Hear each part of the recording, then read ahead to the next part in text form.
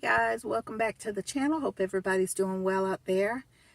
In my last video, I mentioned how I had to fill in the hole, the crater, in my backyard, at my rental property, from where there was a pool, and I had the pool removed, and I ordered too much dirt, and how I had to wheelbarrow the extra dirt, one wheelbarrow at a time by myself. But while I was doing that, I saw that there was a PVC pipe sticking up from the ground.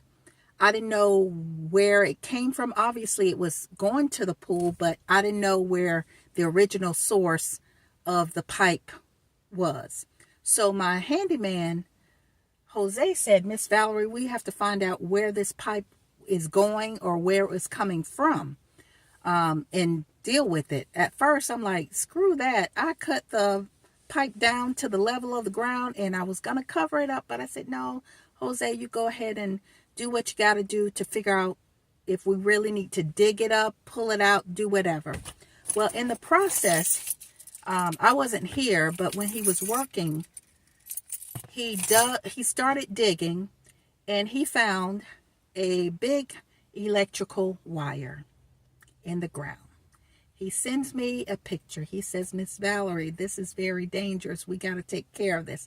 Because, honey, they had them put some wires under the ground, but not deep. I'm pretty sure electrical wires that are underground have to be more than, a foot under the ground. I mean, it was just this far underneath the ground. I don't know what I was thinking, just not thinking clearly, because when they moved out and I'm trying to clear the yard, I got rid of a couple of electrical extension cords because he had a big old TV mount out there anywhere where he had hooked up a TV. And it didn't dawn on me how he was powering the pool pumps. All of that just never occurred to me. So I'll show you a picture of this wire. So Jose says, we got to get rid of that. And I said, hey, is that something that you can handle, or do I need to hire somebody else? Obviously, whoever put it in was not licensed, because literally it was only this far in the ground. So I don't know if the tenant did it himself or a friend, whoever. Anyway, got to get rid of it.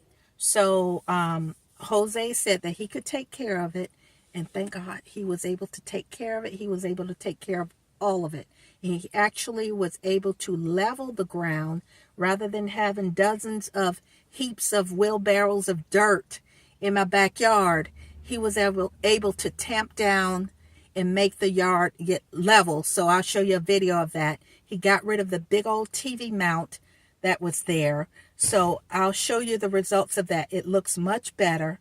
So, excuse me, outside of not having some grass in that space, the house is ready to be rented. Today is the 16th of January, so it's cold out. And from what I understand and doing some research, the grass, if I put down sod, it probably would not grow at this time because it's cold. The grass that would grow in the cold is called ryegrass. But it wouldn't match the other grass that's in the backyard. So part of the lease, if anybody decides that they want to move here, is that I can freely come into the backyard to deal with the yard up to 3 months to deal with the grass or putting grass down, whether it's sod or grass seeds or whatever. And if we go February, hopefully someone will rent it out in February, March, April, May, maybe the beginning of spring. Then I can either put down some grass seeds or put down some sod to get the yard back looking like it should. So that's the good part. Jose was able to fix everything and the yard just looks a little barren, but I'll show you a video. I did have a couple come look at the house the other day. They were very nice. They filled out an application, which I went through Zillow. I really shouldn't have used Zillow. I should have used Turbo Tenant because their applications are a little more in depth. But Zillow did send me a report. So they're credit looks okay and everything, but Zillow did not do income verification. That was not part of the report. So I talked to the wife and told her I would need some kind of payment, paycheck stubs, so on and so forth for income verification. We talked about the numbers, and are they okay with the numbers? Is that something that they can handle? She said yes, so I'm waiting on them to give me some type of income verification. Then I'll move forward with sending them the lease for them to read over, and hopefully they would be okay with what my lawyer put in the lease, because it's a pretty tough lease. It's very in-depth. Honey, it is 10 pages long, and that doesn't include like the rules of being of the rental. It doesn't include certain disclosures, this and that. Believe me, it's very in-depth. So I'm hopeful that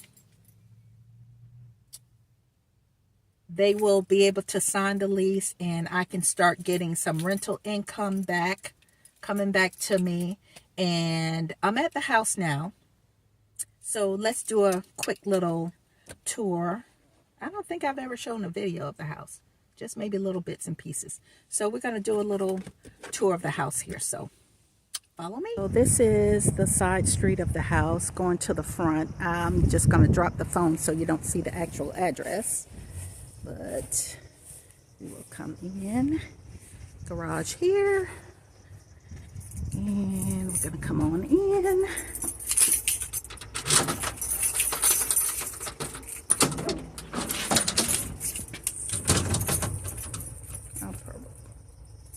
This piece here.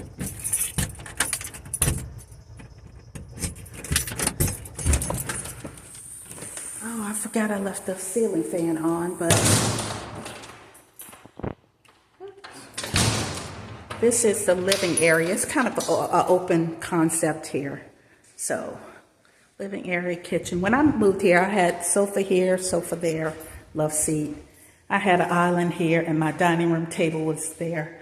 That's my chair, so when I'm over here cleaning or doing whatever, I can take a break. So, we have a dishwasher, low profile microwave, stove, refrigerator. Here's a pantry here. Of course, all of that will be moved out, all of my cleaning supplies. And garage is here. Automatic light. We have washer dryer setup connection here. And little closet here. Full bathroom here.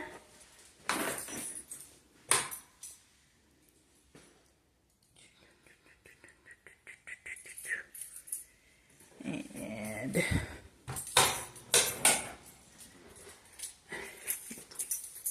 let's go back here. This is the second bedroom here. It's small, but it's cute. Closet is here.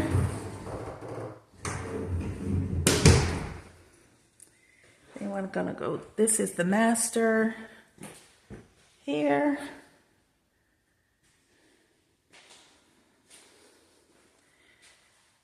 Bathroom there. Hey. And closet here. Small, but it's a walk-in closet here. And this third room, this was built as a 3-bedroom, 2-bath, but because there's no closet doors in here, I can only advertise it as a 2-bedroom because it technically does not. This is where the closet would have been, right here. So when I lived here, I used this as a TV room, so I had a whole TV set up here.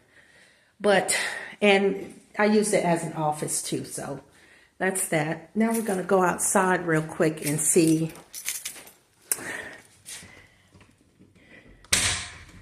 the outside. Sliding door here.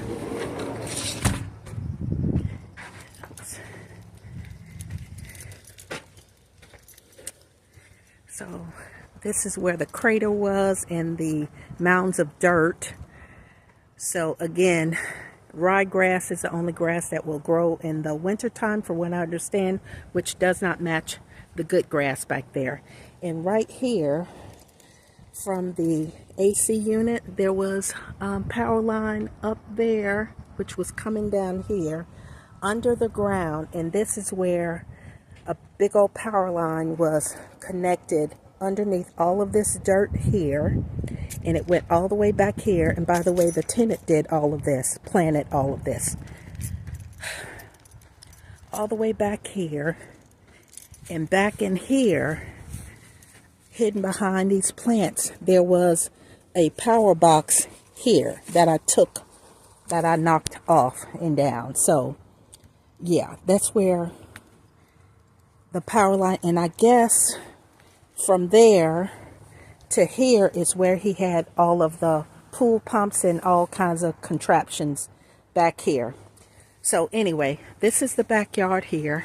One may say, oh, this looks nice or whatever, but it would take some upkeep. And he actually got rid of my sprinkler system and installed his own type of watering system. So let me show you.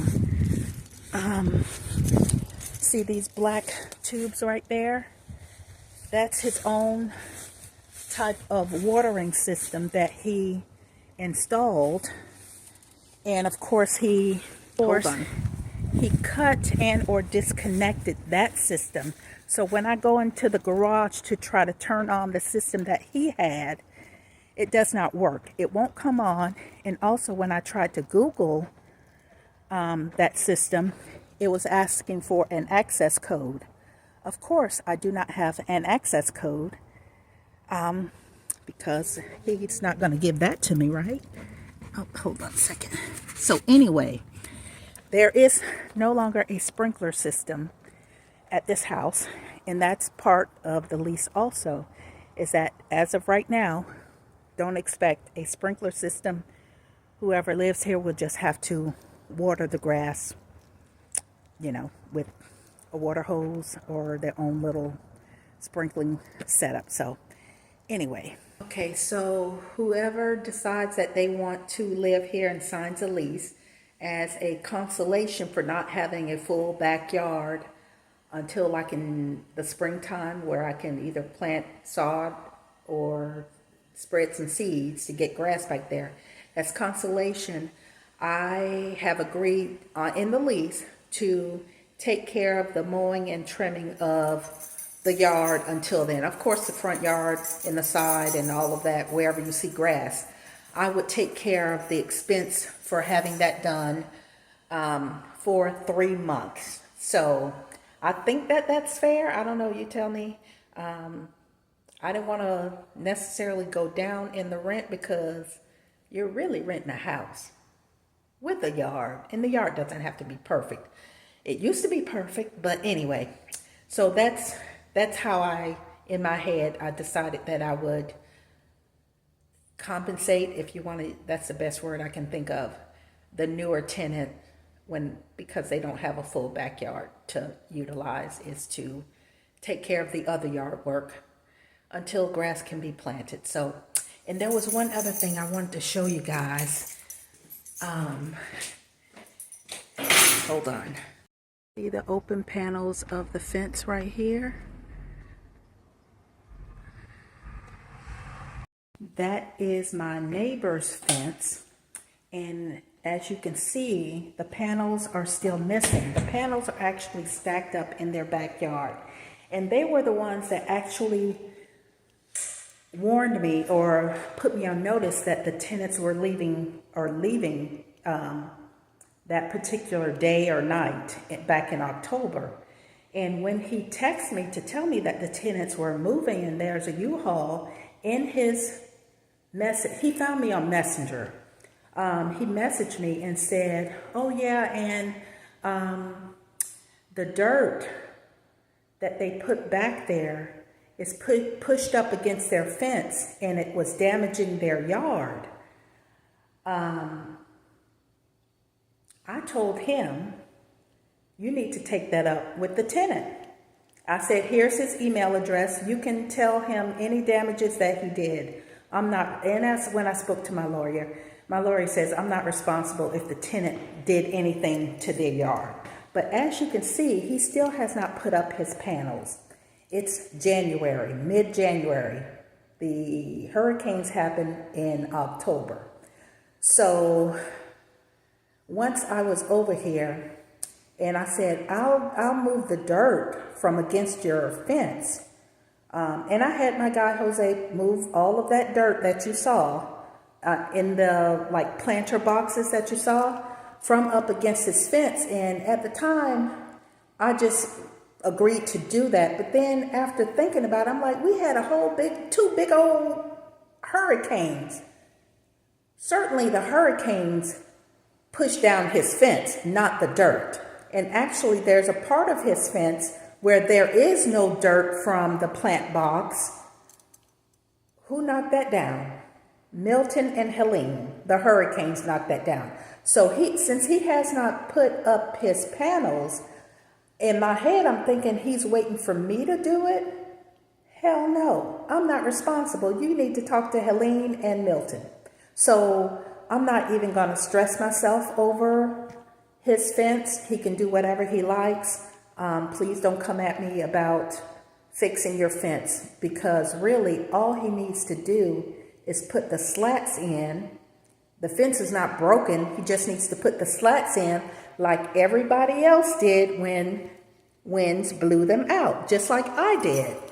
I have vinyl fence, privacy fence. Some of my slats came out also. I just took the time to pop them back in. So anyway, that's the latest update on this rental property. I'm hoping I can get it rented out by February. Hopefully this couple has true income to be able to afford this place. I don't think I've overpriced it. I actually did come down in the price by $75 because I wasn't getting too many hits. So I did lower the price in like literally the same day they contacted me. So hopefully in the next video, I'll have some good news and I will have this place rented out. Until then, I hope you guys have a great day. Thank you so much for watching, and I will see you in the next video. Peace.